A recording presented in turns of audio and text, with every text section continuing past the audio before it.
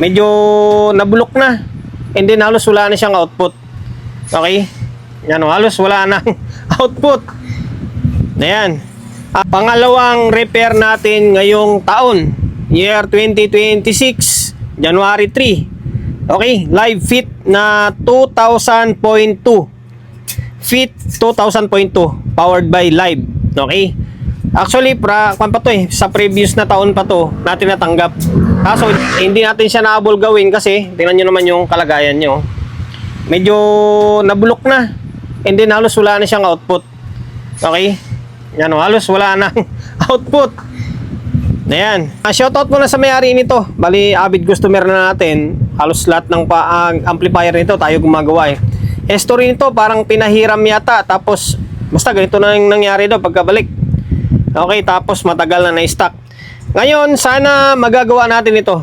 Wala tayong choice dito kung alinunahin natin kasi parehas halos wala ng pyesa Diba? Ito, trip ko muna yung channel 2. Trip ko pa rin channel 2 gawin. Ayan. Channel 2 muna tayo. Kung mapapansin nyo, may mga umusok na parts. Okay? Sana magawa natin to. Sana magawa natin. Okay? Pero, bago natin simulan ito, bago natin tanggalin yung board, tapos linisan, promotion muna tayo agad. Sana nakapag-subscribe ka na dahil 2026 na. Hindi yung puro node ka lang dyan. Nung kailangan nanonood ng video ka, hindi ka naman nagsasubscribe 2026 na Paki-subscribe ng YouTube channel natin Pindutin mo bell button sa gilid, select mo yung all. Yan, kapag napindot mo na yan, manonotified ka kapag meron tayong bagong upload na video. Nag-upload tayo ng video, isang beses, dalawang beses kada araw. Okay? Bali, ito na. Total, kakalas-kalas na to. Banata na natin to. Ngayon, palinisan ko pala muna. Nabrush-brush ko na kunwari. Ngayon, tingnan natin kung may buo pa na MOSFET dito. MOSFET muna tayo. Ito, mukhang napalitan na ito kasi 460N na nakalagay. Ang MOSFET na nakalagay dito is 59N30. Ito, wala namang short. Okay. Pero palitan ko pa rin to. Dito sa kabila. Shorted talaga dito. Sira tong dalawang IC dalawang MOSFET sa kabila. Shorted Ngayon sa may output, dito reverse natin. Wala. Isang output na lang yan sa drive na lang halos Ay hindi, output na pala ito. Tapos dito, shorted. Sira yung output. Tapos itong 4793, malamang sira yan kasi umusok Okay, ganito na lang ang gagawin ko. Para hindi na umaba yung video, tanggalin ko na lang yung halos lahat ng sira na parts. Tapos paliwanag ko na lang sa inyo or ipakita ko na sa inyo mamaya yung mga pinalitan natin. Okay? MOSFET, palitan natin yan. So, sira, output, tanggalin natin. And then yung output nito, pagkakalam ko sa fit na unit ay NGW. Halos lahat ng live na fit ay NGW gamit Fit na 1000, halos lahat NGW Okay, tingnan natin ano magawa natin dito. Tapos yung nandito, yung 1837 nito, pagkakalam ko rin dito, kwanto yung, hindi ko alam yung mga, baka unang mga labas pa ito. Alam ko kwanto MGE na 15032, MGE na 15033. Pero mukhang stock pa naman. Mukhang stock naman Okay, pero palitan talaga Wala ko sure. Pero alam ko 15033 talaga yan dyan. Sige lang, gawa natin ng paraan or gawa natin ng diskarte. Ito, lumiyab to. Diba? Lumiyab Sige. Bunutin ko yung dapat bunutin. Palitan yung dapat palitan. Tsaka ko kaya balikan. Then sana dito sa may stepper niya, sana walang nadali dito. Okay? Nakalas ko na yung dapat kalasin. Yung ito, ang natira natin na 59N30, dalawa na lang. Yung dito sa may kabilang side, kinuha ko muna yung 260N. Tapos dito ko muna siya nilagay. Pero papalitan ko pa rin ng 59N30 ito. Although pwede na yan. Pwede naman na yan. Tinanggal ko yung nilagay nila na ano ba nilagay nila dito? 460 ba yon? Sa may tinanggal ko tinanggal ko, saan na ba yon? Wala, nawala pa yata. Iba yata yung check ko, baka mamaya naibalik ko. 260N. Tama naman, basta may tinanggal ako ng 460. 260N, sira ito eh. 260N na sira. Eto, galing to sa may kabilang channel. Tinanggal ko tapos nilagay ko muna dito. Ngayon, sa may naglagay muna ako ng isang output. Yan. NGW nilagay natin. NGW. Eto, tsaka eto. Tapos dito, 4793, 1837. Nalaman na nilagay natin. Wala tayong 15033. Okay, dito yung mga sunog na linya. Wala tayong magawa. Kundi mag-jumper. Okay, ang importante is kumunik siya ng maayos.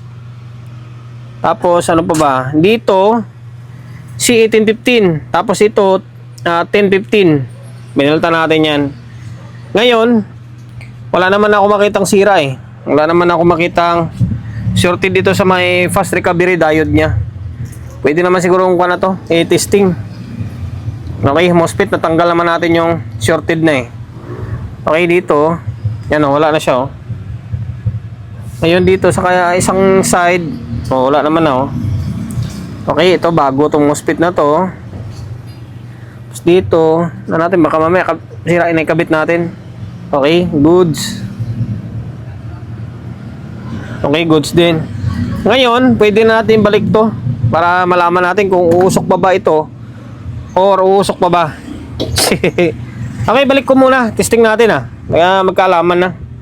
Balik na natin tong board ng channel to. Tingnan natin kung ano yung magiging kalabasan niya. Okay. Ayaw mag-plug. Maluwag na yung plug natin. Okay, wala namang musok. Umilaw yung signal, umilaw lahat. May problema pa. Okay. Wala, may problema pa. Sapahin natin. Hindi ako sigurado kung collector ground ba ito. Ito may sapin din naman. Alam ko collector ground ito eh. Itong kuha na to, yung design nito, alam ko walang sapin to eh. Collector ground. Okay, check muna natin to. May problema pang. Meron pa pala ako napansin. Iti-testing ko na sana kasi ito sabi ko parang iba na yung kulay ng relay against dito. Yung relay nito is kulay puti eh. Ngayon, ito ginawa pinalitan ng Broadway na 12 volts. 12 ito. Parang nagbe-blur yung camera ko. Yan, 12 volts siya. Yan, 12 BDC. Mapapansin nyo. 12 BDC. Okay, 12 BDC siya 12 volts. Masisira yan. Okay, ang stock niya is 24. Ayan, 24 to. Yan, 24. Palitan natin yung 24 to, pambihira Ang problema, hindi natin makalas to. Kailangan iangat natin yung board para mapalitan ito. Pambihira na yan. Okay, kalasin natin ulit to. Kakalas tayo ng board muna. Pinalas na natin ulit. Tapos, pinalitan natin ng ibang relay na. Ito, umran pa yan 24 volts. Ito, naghanap nga ako. Puro mga 12 yung nandito ko eh. Puro 12. Ito.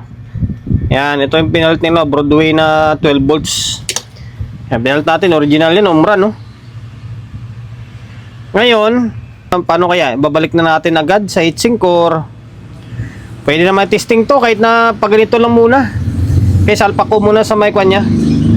Sa may supply. Teka lang binalik na muna natin pansamantala pag ganito lang. Silip ko muna. May mali tayo. Okay.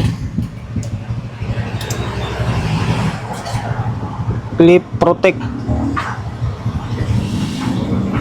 Wala, may problema pa rin.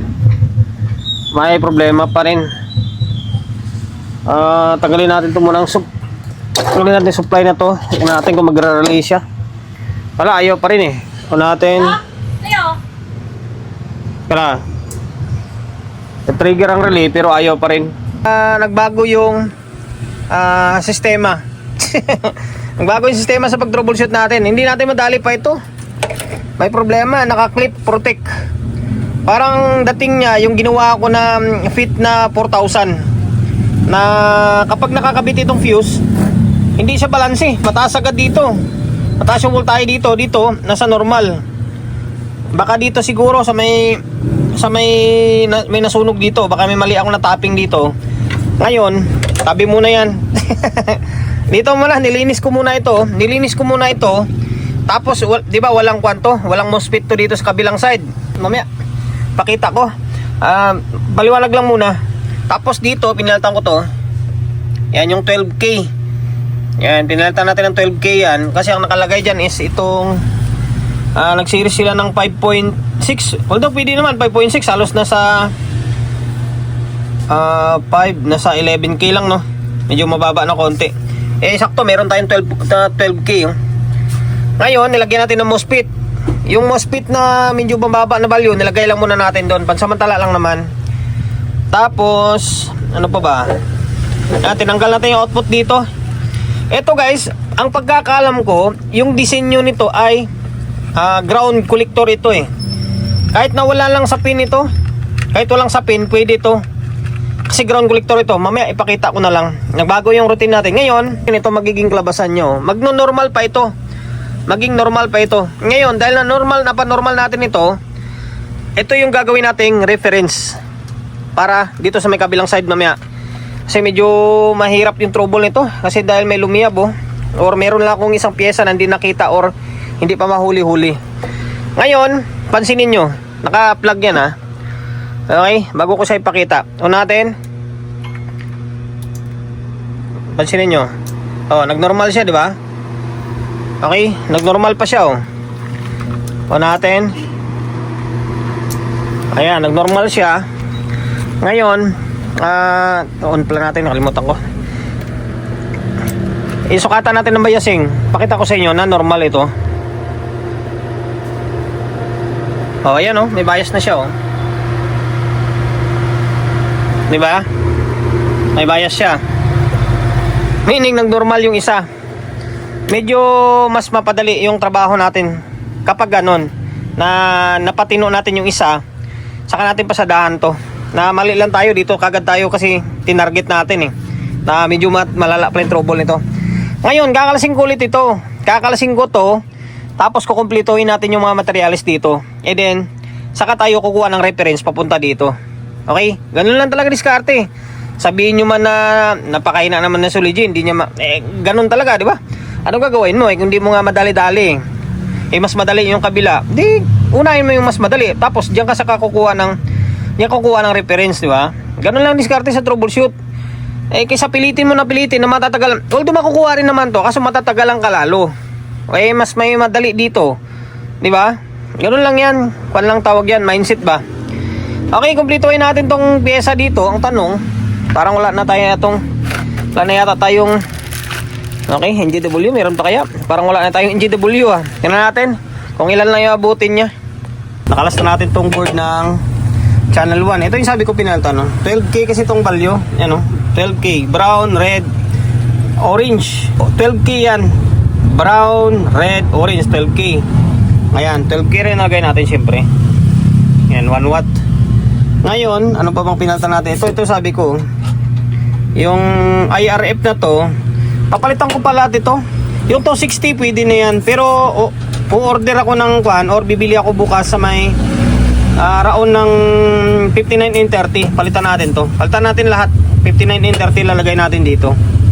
Yan, pati dito sa may kabila. Although kahit 260 dyan, pwede naman na yan Kasi yung 260, mga nasa around 50 ampere na rin yan. Pero palitan natin. Okay? Pansamantala lang muna yan. Kompleto ko na yung output Sa totoo lang guys, sa deal namin dito ni Bossing, parang talo pa ako sa araw, oras, and then materialis ko dito. Kasi pansin nyo naman ba, halos wala ng output ito. Yung MOSFET halos wala na. O meron man nakakabit, mali-mali pa na value or mababa pa na value. 1, 2, 3, 4, 5, 6, 7. 7 times 4, di 28. 28 na piraso na output transistor na. Kwentahin mo yun, or pag binili mo, magkano rin yun. Tapos dagdag mo pa yung mga MOSFET. Pero sige, okay lang Yan, kompleto na to. Ito, hindi natin mabako kompleto to kasi bibili pa tayo ng MOSFET ulit. MOSFET yung output kasi naubos na. Ngayon, ito palang board na to, dapat dito pala to, dito pala dapat sa may channel 1 to. Kasi kung mapapansin nyo, yung ground nyo, yan, yung body ground nya, dapat pag ganun siya, baliktad. Dito pala nila nilagay sa kabila Sige, okay lang naman. Kahit pop quality naman to, okay lang naman Kaso lang, hindi abot itong wire. Ayun, nilagay natin siya dito sa may kabila. Ito, kung mapapansin nyo, ito. Yan, itong body ground nito, dapat dito yan, sa baba nakalagay. Kaya dapat dito to sa my channel 2. Okay? Ngayon, kompleto na yan kompleto na Ngayon, nilagyan ko ng speaker out to.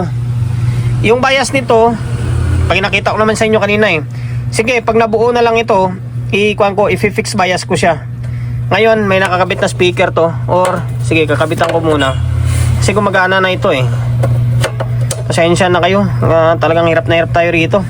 Fully restored tawag dito O natin. Ito, hindi magkakaroon ng ilaw to ditong active hanggat hindi sila nagkakabit dalawa. Kailangan nakakabit yung dalawang channel. Pag isa lang, hindi to iilaw. Okay? Ayun, laptop natin gumagana. Pansinin nyo. May audio siya Diba? Okay, may audio. Makaka-copyright tayo. Okay, may audio siya. Ibig sabihin, working na. Ngayon, kakalasing ko pa rin to. Kakalasing ko ulit kasi nga i-kuha natin dito, i-hambing natin dito. Tingnan natin kung ano yung mali or problema dito, kung bakit hindi siya gumagana o naka-clip protect pa rin, di ba? Take note yung relay, pinalitan na natin to. No, yan lang. Ano ba, gawin ko bang part 2, part 1 na lang ito?